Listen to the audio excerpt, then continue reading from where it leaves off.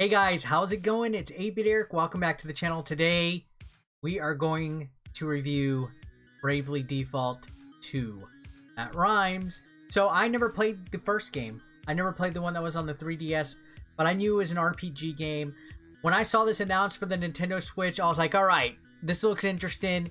We had a slow enough of a drip feed this last year with brand new games. It seems like it's just been Mario ports and Animal Crossing.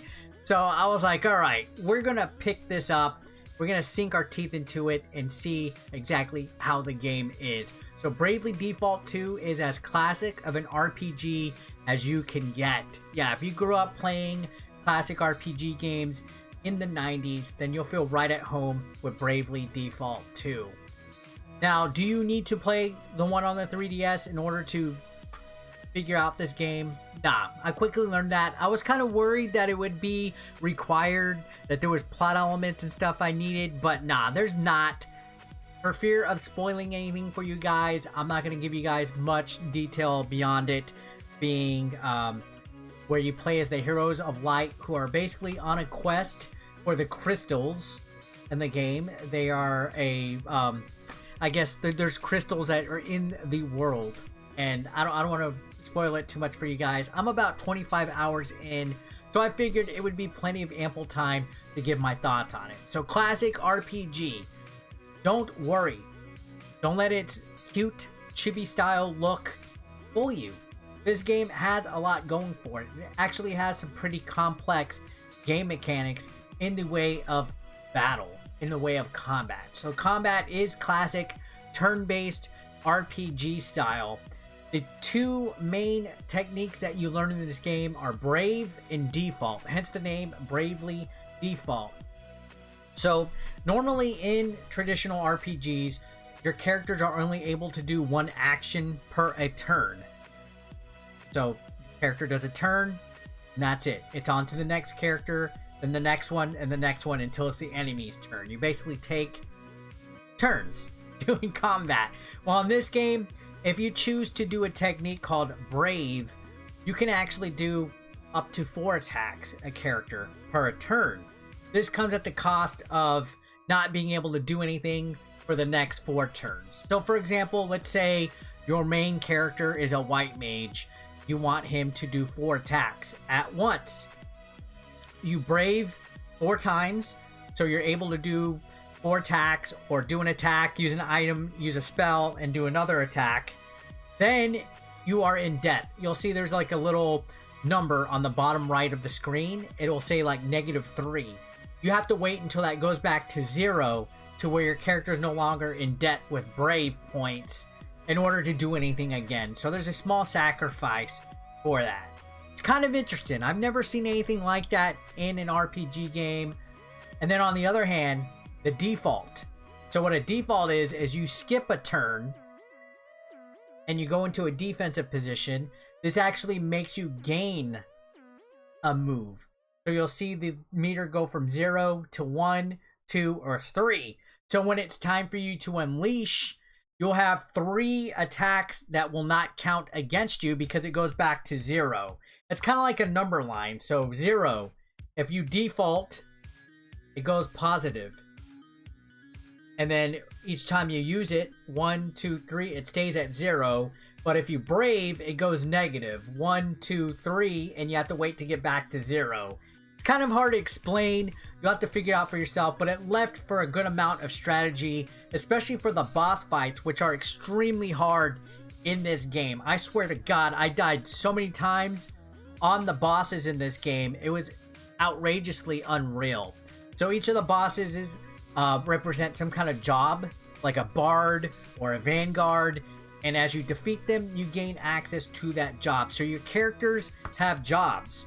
You get experience points and job points. These job points allow you to get skills like healing, shell, you can do fire spells, blizzard spells, depending on what you are. You can be a white mage, a black mage, a bard, a vanguard, all sorts of different options. There's even like a monk that does like karate kung fu style type of attacks. It's with this variety of options of jobs that you can make the perfect loadout for your party. So if you want to have a healer, you want to have somebody that engages in magic that attacks. You want to have somebody that does tank-like skills and stuff. You figure it out for yourself. You develop the perfect strategy. Certain bosses have weaknesses to certain jobs and certain types of skills and stuff. So it's actually quite in depth. It's actually pretty impressive. Again, don't let the simplistic look of this game fool you.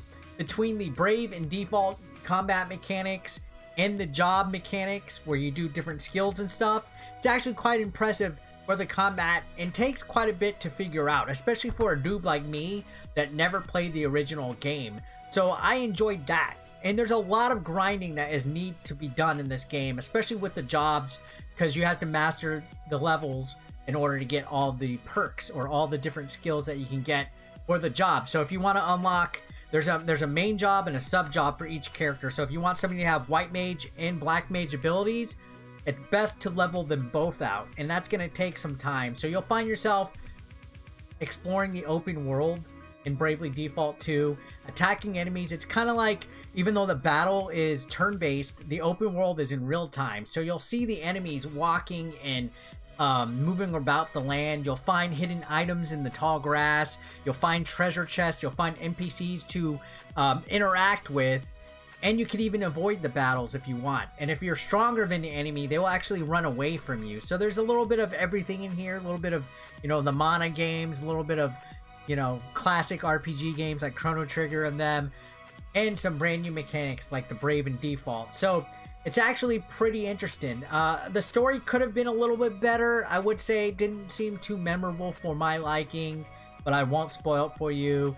And the rest of the game could have been a little bit more in depth too. I felt that keeping it simple plays it quite safe, but honestly I was just glad we got something brand new to play on the Nintendo Switch that wasn't a Mario game.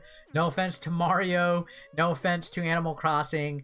I was just ready for something new. So when Bravely Default 2 was coming out, I was like, all right, I'm buying it because I need something new to play on my Nintendo Switch. So I gotta say, I might not be typically the biggest RPG guy, but I do like classic RPG games. If I was to rank Bravely Default 2, I'd probably say it's at least a solid 7.5. You might enjoy it if you like grinding, if you like basic, you know, time killer RPGs. There is a way to get around having to grind, and that's a special exploration mode that is activated when you put the console in sleep mode. You get to find an exploration hut or a house in every village.